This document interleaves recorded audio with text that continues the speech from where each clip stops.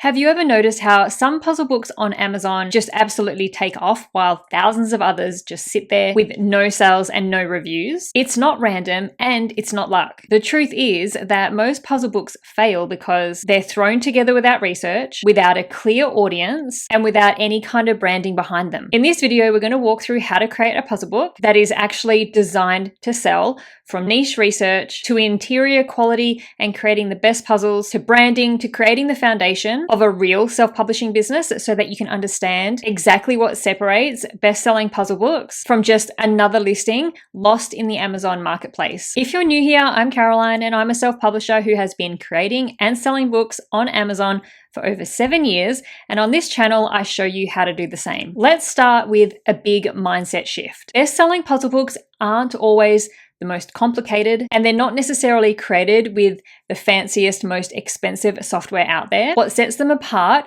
is a different angle and targeting. A best-selling puzzle book usually has 5 things all working together. First, clear demand in a specific niche. It isn't trying to appeal to everyone. It speaks to seniors or travelers or kids or adults who want brain training or women who want stress relief activities.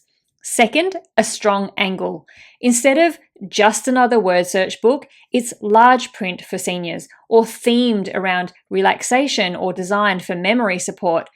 Third, clean, professional looking interiors. Not cluttered, not messy, not hard to read. Fourth, branding and trust. The book looks like it comes from a real publishing brand, not a one-off random book from a self-publisher who has all sorts of different books in totally unrelated niches. And finally, series potential.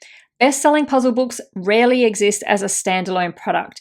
They're part of something that can grow. So book 2, book 3, seasonal editions, difficulty levels, different themes. Once you see puzzle books through that lens, everything you go on to create becomes more strategic. Before you open any puzzle book software or start designing interiors, your first job is research. The goal isn't to reinvent the wheel, it's to understand what's already selling, then identify how you can position your book in a way that is different but also makes sense in the market. So step 1, start with an audience. Instead of starting with, I want to make a puzzle book, start with, who is this puzzle book for? Is it for seniors who want large print brain games, kids who need quiet travel activities, adults who want mindful puzzles for relaxation, or teachers who want classroom activity pages? People don't buy a puzzle book. They buy a book that feels like it was made just for them. Step 2, check real demand on Amazon. Now, go to Amazon and search things like large print word search for seniors, brain games for adults, travel activity book for kids, logic puzzle for beginners. Look at the top results and check, are multiple books selling well? Are BSR numbers consistently strong? Do you see repeat patterns in their titles and the covers? Let's go do some real world research right now. Let's go straight onto Amazon and we're going to search for word search, large print for seniors. Starting on Amazon, let's say we are searching for word search books. This is a very top level, extremely popular keyword, and there are over 40,000 search results for that keyword. This is kind of a generic keyword. It has a lot of competition with books that are all very, very similar. So you want to try to narrow it down to a more specific customer. Let's get really specific and search for word search, large print. Okay, we're getting better. We have around 10,000 results now. So we have eliminated a huge chunk of competition just by deciding to create a large print book. But let's get even more specific and find a niche that's even more targeted. We can target a specific age or type of customer. So let's search for word search, large print for seniors. Now we're talking to a very, very specific person. And look at this. We now have only 375 results, 375 competing books instead of tens of thousands of them. We have drastically lowered our competition just by really honing in on a very specific customer. So now we can look at, are the books even selling for this keyword? We use the bestseller rank to determine that because a BSR will tell us if a book is selling or not. And to make a niche viable, we do want to see a handful of books with low bestseller ranks. When we're looking through the search results here for word search large print for seniors, straight away I can see 3 books with absolutely fantastic BSRs. There's one with a bestseller rank of 972 just there. There's one down here with a bestseller rank of 551.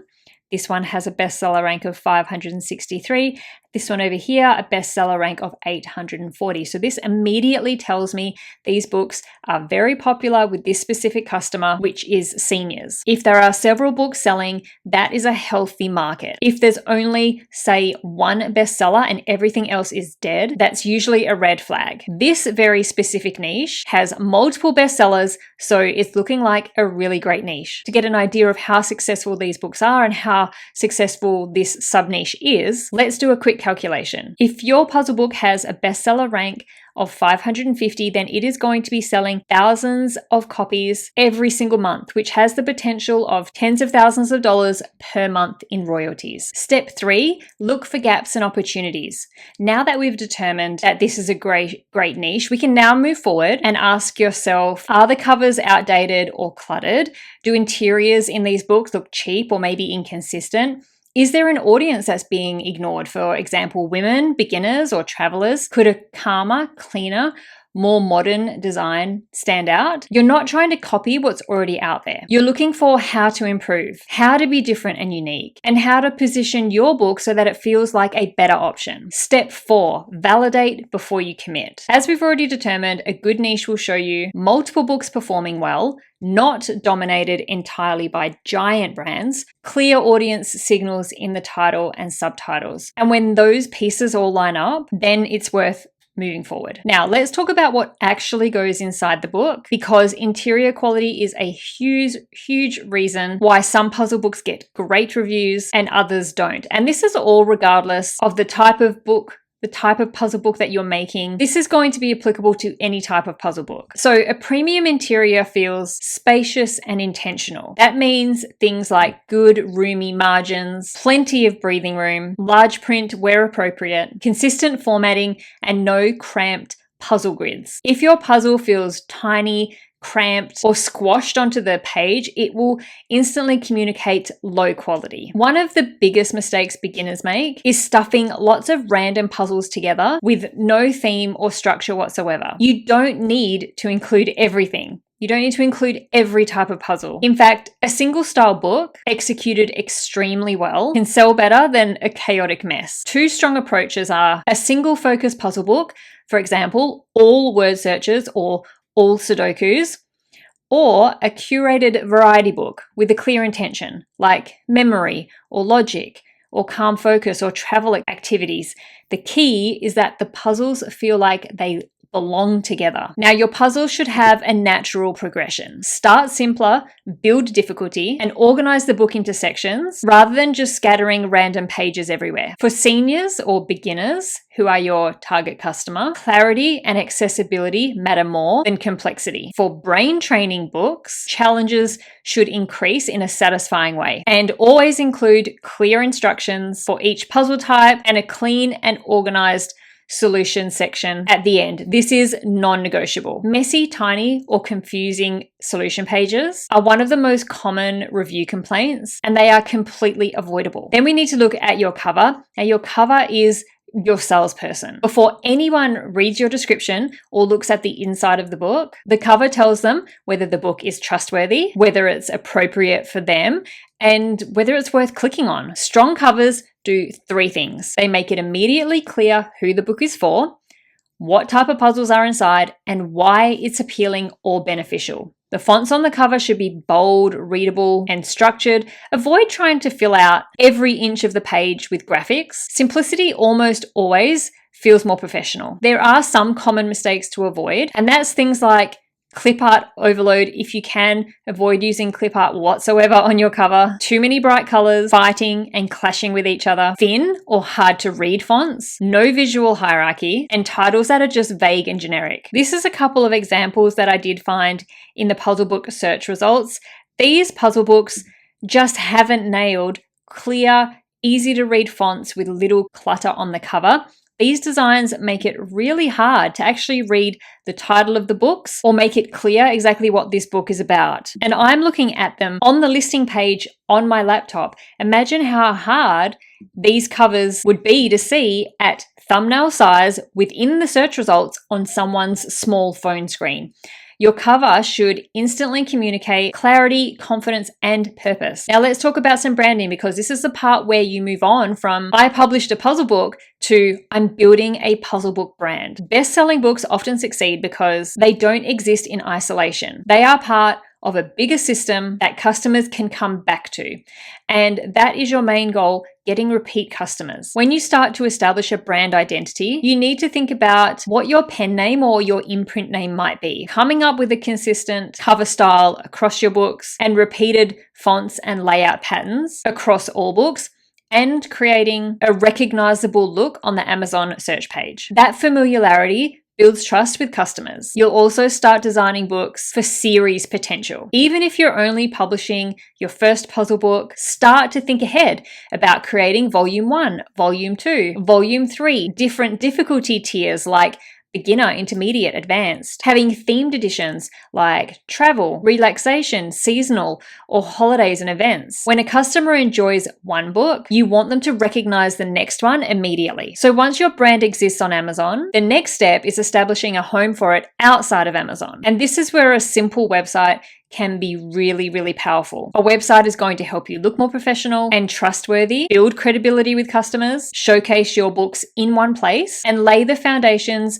for things like printables, additional products, and email lists. And look, it's the start of the new year. It's the perfect time to stop saying one day and turn it into day one and start building your puzzle book brand today. For this part, I am partnering with Hostinger. New Year's are where ideas are planned, and using Hostinger is how they actually get started. I'm going to use Hostinger to set up a clean, simple website because it's affordable, it's beginner friendly, and it makes it really, really easy to get a website online without needing any technical skills whatsoever. Here's how it works. Go to Hostinger using the link down in the description box below. Of course, it is actually the best time to set up your website because they have some incredible New Year's sales. And although it will depend on when you are watching this video, they currently have 84% off, plus an additional discount if you use my special code, which is also down in the description box below. Now, we are going to select the business website builder plan because it'll give us access to the AI website builder, which is perfect for beginners and anyone who does not have any technical skills whatsoever. And it has the option to add an online store so that we can sell any additional products related to our brand down the track. To get the best price possible, you'll want to choose the 48-month plan. As I mentioned, I also have a coupon code that will get you an additional 10% off, so make sure to pop that in before you check out. Choosing the business website builder plan on a 48-month period also gives us a free domain name for the first year, another added bonus. Also, just to let you know, Hostinger does have a 30-day money-back guarantee. We'll continue on and we'll just need to fill out some personal details to complete everything. But we are ready to start building our website. And don't worry if you have no idea about how to build a website. This AI website builder makes it so easy. Let me show you. We're just going to go set up our hosting and we're just going to go through and answer a few questions. We're going to be creating a new website. We want to use the Hostinger website builder. You just need to enter the domain name that you'd like to use. And if you have selected the 48-month hosting plan, you will get it free for the first year. And this is where you pop it in and take advantage of that. And this is where the AI website builder is going to shine. All you need to do is explain to AI what your business is, what your brand is, and what it's all about. And the AI builder instantly creates a complete website layout for you. It includes pages, images, text sections. We're going to create a homepage introducing the brand and who the books are for, a books page with mock-ups and links to Amazon, an about page to tell the story behind the brand, and a simple contact page for anyone who wants to reach out. The goal isn't to build a massive technical website, it's to create a professional brand presence that supports your publishing business. So I just popped in a description of my puzzle book brand, the feel that I wanted the website to have and the things that I wanted included. And within literally less than a minute, a complete functioning website with an online store was created for me. And you can customize every part of it. So you can change the colors, you can change any of the text as well as any of the fonts on the website. You can upload your book covers, change any of these images. You can use the AI tool to generate images across your website. You can add all your Amazon links. You can create a downloads page where people can download digital versions of your coloring books. As we have done in this example, we can add an online store so you can sell your books as digital products or add other products related to your books. There will already be an email sign up already there, so you can start building an email list. You can create a simple blog if you want to offer even more content to your customers. You can even use AI for that. You can use the AI blog generator, which will create blog content for you very, very quickly and easily. It is incredibly easy to use and it is built for people who want something quick, clean, and professional. So if you do want a website that looks good without any tech stress, Hostinger's AI website builder is perfect for publishing beginners. I will leave the link to Hostinger and to my special coupon code down in the description box below so you can go check it out. Now, this is the exact step that starts turning your puzzle book from a one-off product into a real publishing brand. Now, moving on, even the best puzzle book can struggle if the listing doesn't target the right angle properly. Your title should clearly communicate the customer that it's for, the puzzle type, and its key benefit or feature. Avoid keyword stuffing, but stay descriptive and helpful. Then you have your description framework. Now, a strong description follows this flow: who the book is for, why they'll love it, what types of puzzles are included, the difficulty level and the structure, the page count, print size, or any special features. Think of it as guiding the customer towards their buying decision, not just listing features, but explaining the experience. Then we can move on to A+ content and visuals. If you do use A+ content, which you should be doing on every single one of your books listing, treat it like a mini brochure. This is especially important with low content books because we don't get any photos shown up at the top of the product listing page. So we need to just provide more reasons to show why this book is perfect for the customer down in the A+ content. It should include things like inside page previews, clear benefit statements, and consistent branding style so that it reassures customers that your book is worth purchasing. And then we have your price positioning. Look at where all the bestsellers are priced within your niche and anchor close to that range. Don't be too low, don't be too high, and avoid underpricing just to compete. Customers aren't always looking for the cheapest option available, and cheap often signals low quality. And then we move into launch strategies and building momentum. A best-selling puzzle book rarely becomes a bestseller overnight. Momentum is built through consistency and long-term thinking. Early traction is your aim. Your aim is to get those first few organic sales and reviews through search visibility, solid keywords, a trustworthy listing, and possibly light, carefully targeted Amazon ads later on if that fits into your strategy. Your website and your brand presence helps here too. It shows customers that you're not just another anonymous uploaded book. Once book 1 is live and selling steadily, release book 2 in the same style and keep reinforcing your brand identity. And over time, your catalog will become your biggest asset. So that is the full process for creating a puzzle book designed to sell. Not just uploading a book and hoping for the best, but approaching it like a real publishing business. If you did enjoy this video, YouTube thinks that you might like these ones too. So please go check them out to learn more about self-publishing your own low and medium content books on Amazon. Thank you so much for watching. I'll see you in the next video.